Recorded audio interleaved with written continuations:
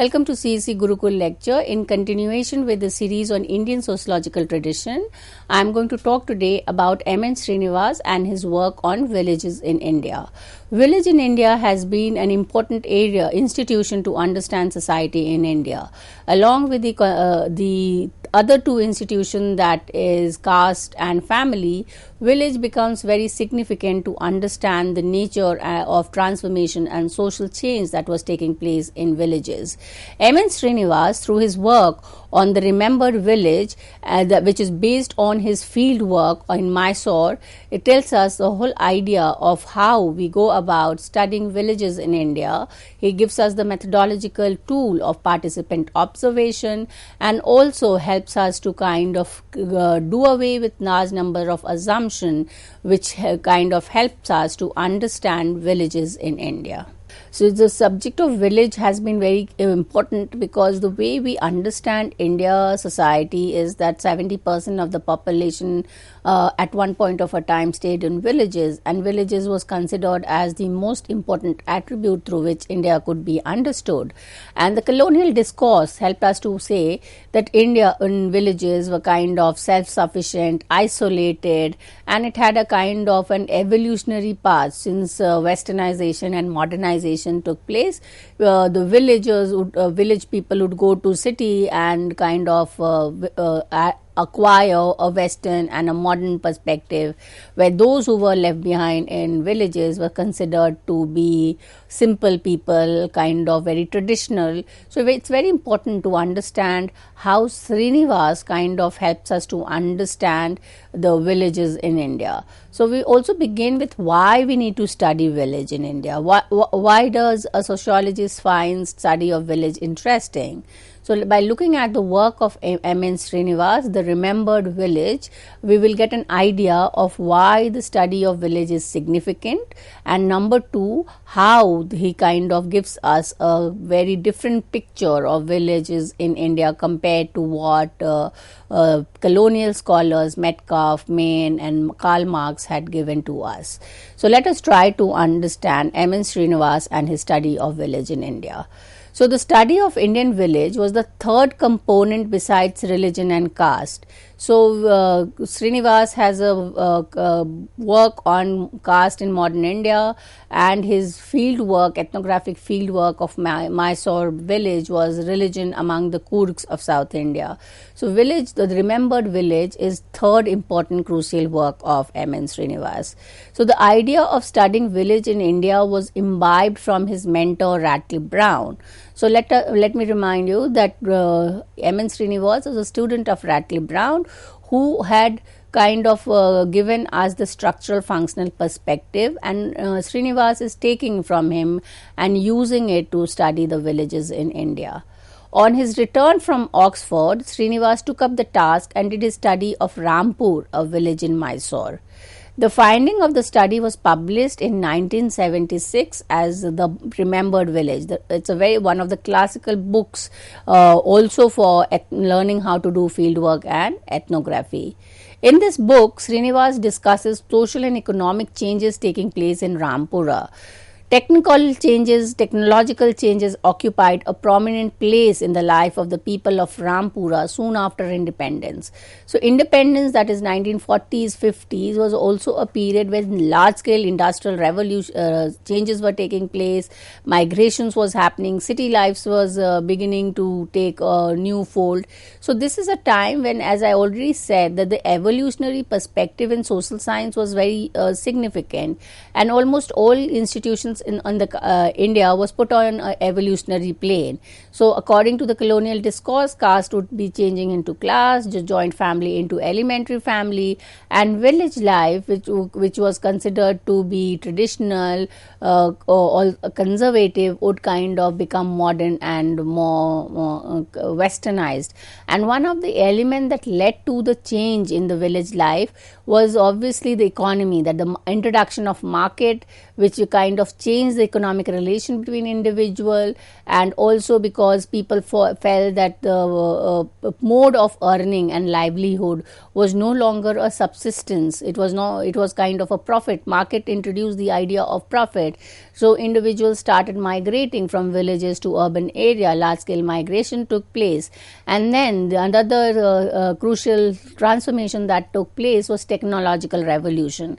Technology kind of came in and made people opened up to a large number of norms and values of things which were happening in Western society, and therefore every village in India was kind of subject to this transformation.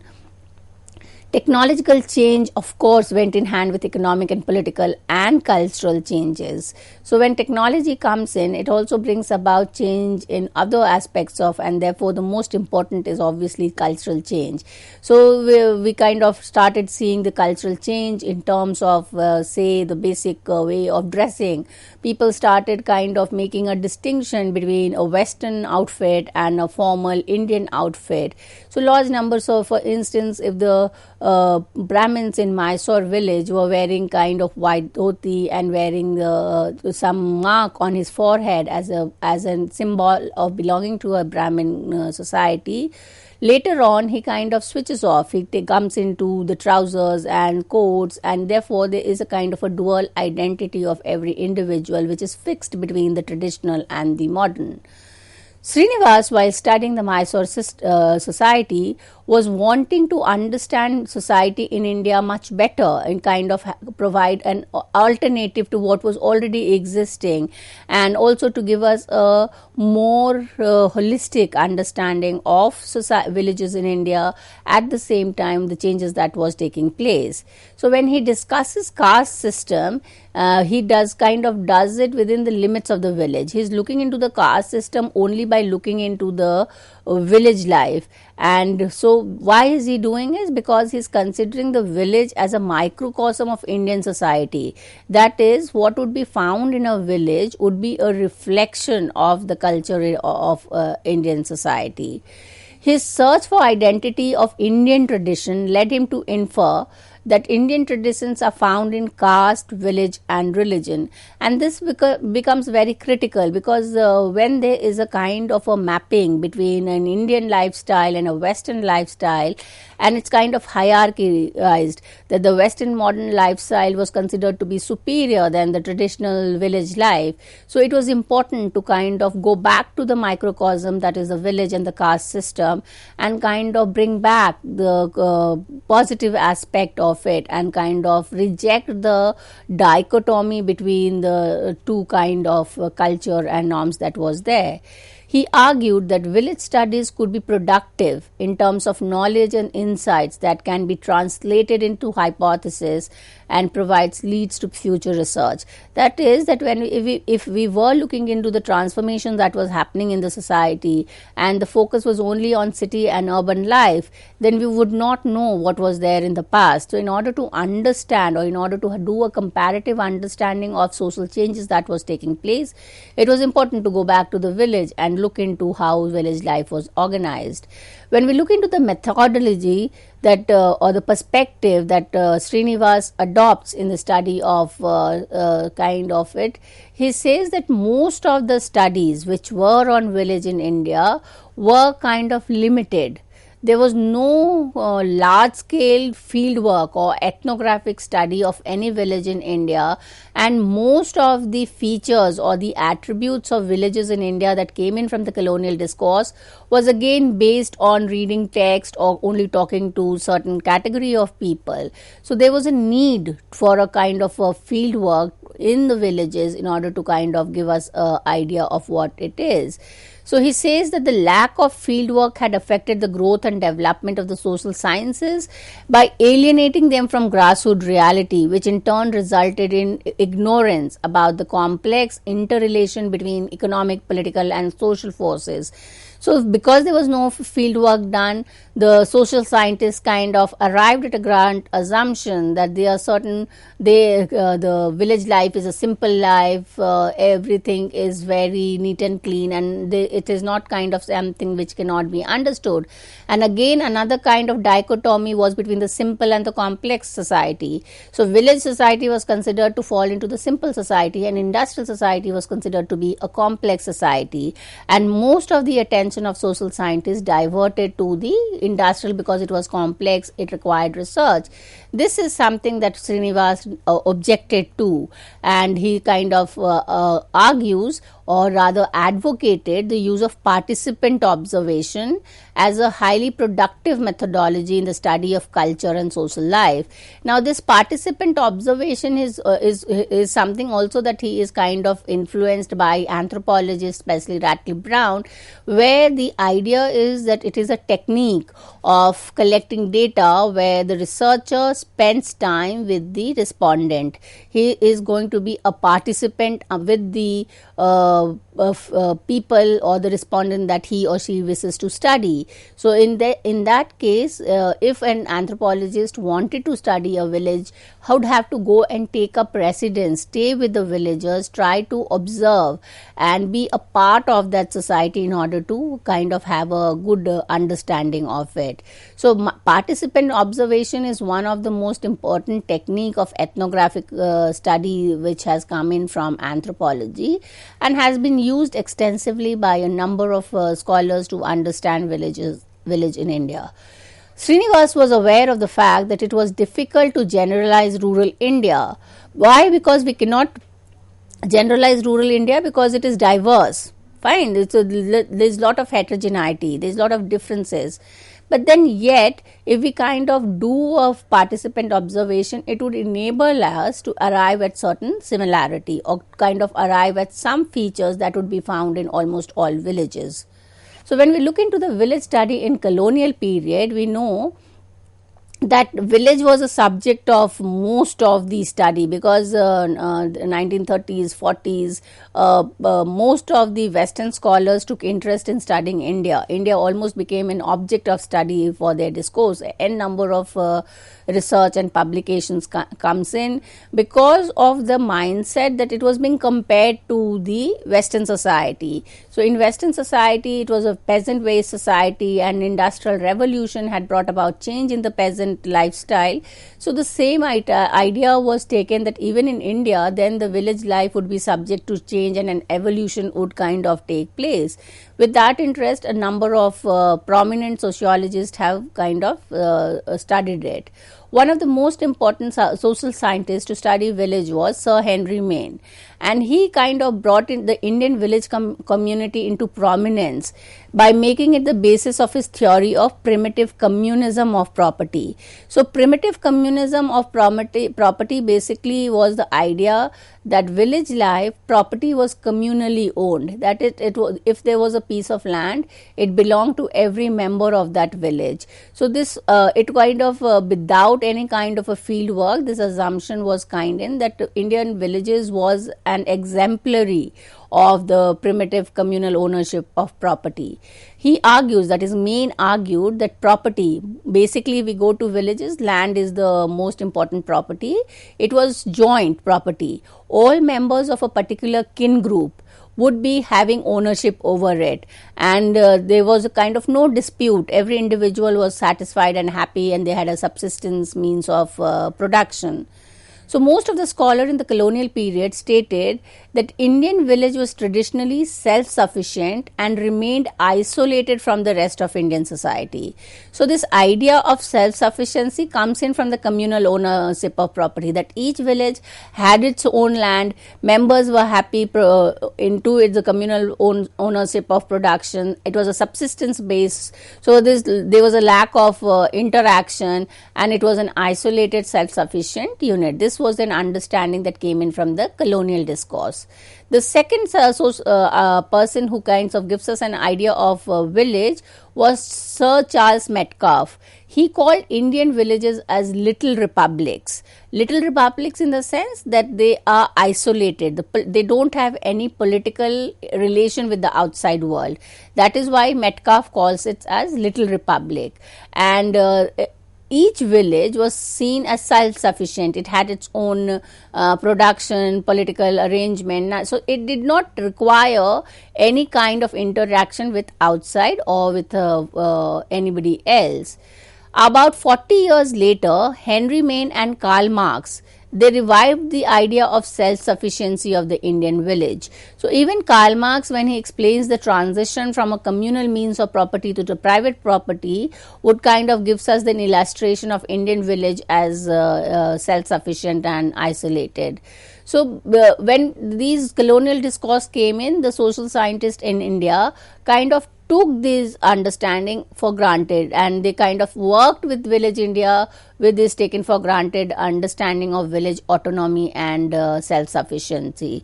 What happened is that this led to falsifying the true nature of Indian village, and the whole idea that village was a community life, and when we move to from village to city, there is a kind of shift from a community to association. So in social science again we have this whole idea of Gesellschaft and Gesellschaft, in the sense moving from a community which is happening in village to association which is happening in the city. So these dichotomies were used to understand and kind of help us to understand villages in India. Now, this whole idea of Indian village as isolated, self-sufficient little republic was kind of rejected by a number of Indian anthropologists who were studying or who did field work in Indian society, and they were showing that historical data, all the historical data would suggest that village, though the infrastructure in terms of road, in terms of market economy, in terms of state, or in terms of even a political authority was not as developed as it would be in the cities or in the Western context, yet it would be kind of incorrect to say that the village did not have an economic life or it did not have a political life. It was quite well connected to the wider society. There were n number of illustrations and examples that would suggest that the village life was connected to the wider social, economic and political life. So in his essay, The Indian Village, Myth and Reality, Srinivas takes on Louis Dumont. Now, Louis Dumont was an important colonial researcher who's done extensive work on the caste system and villages in India. And he kind of critiques the idea that Louis Dumont talks about Indian village as a community. He argued that the study of typical village in different linguistic areas of a country was an urgent necessity because of large-scale changes taking place in villages. A feature of the village community all over India is the panchayat or council of elder, which decides disputes between villagers or discusses matter of a common interest like holding a festival, building a temple or road. So we see that here when we look into the panchayat or we look into the whole idea of a council of elder, even when we think that the panchayat kind of gets regulated quite later, but yes, the idea that the eldest member of the village were kind of taken as guardian, they were taken as lawmakers, and what they would say would fall kind of taken as legitimately by every member of the society. So it and all kind of decisions regarding festival, marriages, construction of road or any was kind of rooted through them. So it was kind of, to say that it was isolated would be kind of incomplete. The village is an interdependent unit, economically self-sufficient, having its own village assembly, watch and ward officials and servants. Inside each village, each caste lives its own life, though it's dependent on other. So from when we look into the caste system in India, Srinivas has already kind of given this understanding that it is an interdependent and a reciprocal. So when we are saying that there is a kind of a relation between members of different castes, then the whole idea of self-sufficiency becomes questioned, because the dependency on each other would be for the functioning of, so intra-village interdependency is already there.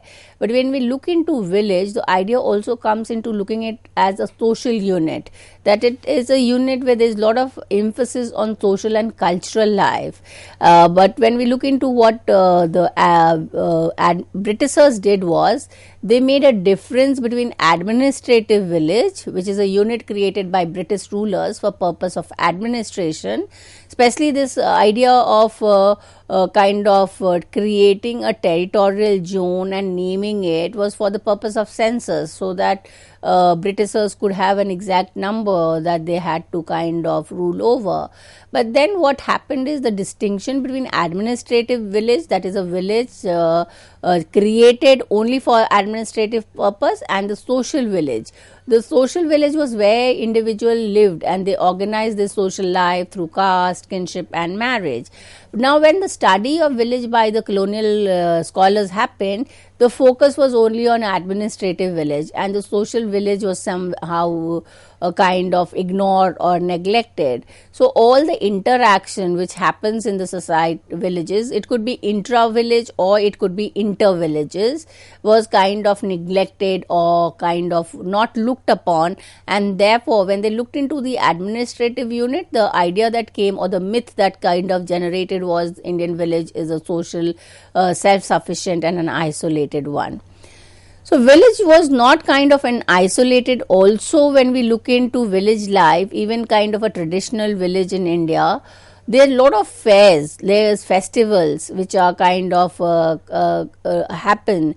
Also in terms of certain rituals, each village could have a kind of a ritual or kind of have a kind of a mela in which members from across villages would kind of come, because there was very limited source of entertainment. They were it was a time when not much of these new modes of entertainment was available. So festival, mela, rituals were the time when people would interact with each other.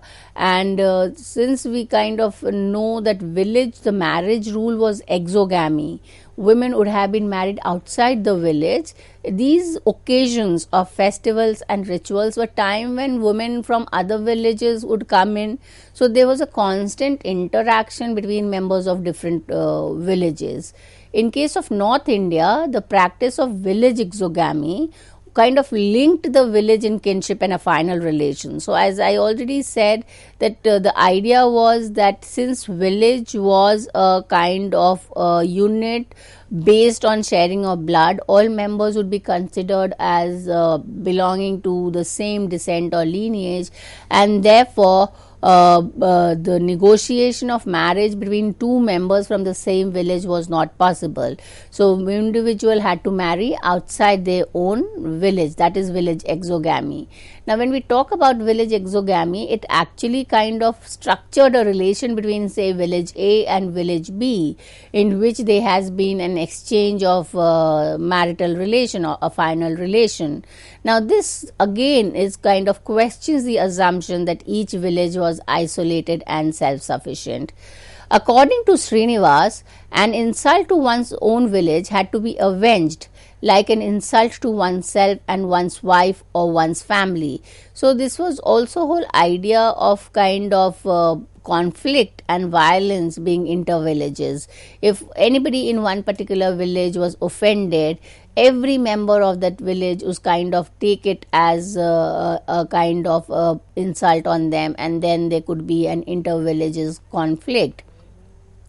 So a village is a vertical unit composed of sections of various caste system, while a caste is a horizontal unit made up of different sections living in several neighboring villages. So the whole idea of village being a vertical unit implies that they are member of different castes living in that same village, and therefore there could be a relation of kinship, marriage, economic obligation, membership of caste panchayat with their caste fellows. So there were interactions was happening at several levels. So this again kind of questions the idea of self-sufficiency. The Srinivas tells us that the idea of self-sufficient and isolation of Indian village is kind of a myth.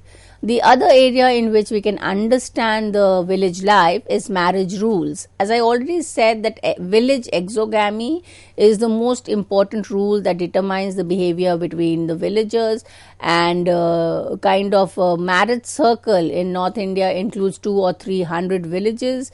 So they are kind of all interrelated through the ties of a final relations. The member of an agnatic clan, agnatic is all male members, are often found dispersed in several villages. Close ties exist between such group. So it's not that once the marriage has taken place, it kind of ends, that people go to another village and forget. There is a constant interaction. People are coming in from other villages, they are going to other villages. So there is a two-way interaction and communication which is happening, which can be understood through the rules of village exogamy. The other area where we understand the interdependence and relations, that it is a wider whole, is the weekly market. Where these villages are of artisans, they sell their goods in nearby towns or more frequently in the weekly market. Many a time, each village would be kind of having a specialized production of art or something that it kind of is only place where it is produced. So in order to ensure that people get that, they would go to the weekly market for selling the product. So it's kind of weekly market would be a place where members from different village community would be coming. They also imply a certain amount of monetization of the economy. So yes, the market was not as developed as it is in the city, but there was a market which was kind of had its own characteristic. So periodical festival, each village has a deity, and there is a kind of a worshipping of that on a particular day and a period when worship happens, and there is a communication. The third or fourth area where village is not an isolated is intertrade and interregional trade. There were kind of lot of international trade and commerce between Gujarat, Kerala. So there are certain areas are even agricultural. If you know, there are certain areas which produces more certain kind of product or food crop, and villages have to depend on those areas to get it. So the dependency on the outside world was visible. Even the political structure, it would be kind of incorrect to say that they are little republic, because there was a constant interaction between the different even in the times of the kings and the absence of nation state, communication or interaction between two political structure was kind of evident. So when we look into the whole idea of political power, even that was dispersed. It was not located in one family or one community. So that is how he explained it, and the classical example that he uses to explain all these features is the Rampura. Rampura is a city in Mysore city, which is in South India, Karnataka, and now it is an area of tourism. A lot of people visit Mysore, and he used it as an ethnographic study to explain the idea of whole idea. So when we look into the study of village, it kind of tells us the social transformation and economic transformations that has taken place. So in order to read the references for this village in India is the Srinivas and A.M. Sa's edited book, The Myth of Self-Sufficiency, a book published by Srinivas in 1951, that is the social structure of Mysore village. There is another work which is published by Srinivas, that is Indian Village Myth and Reality.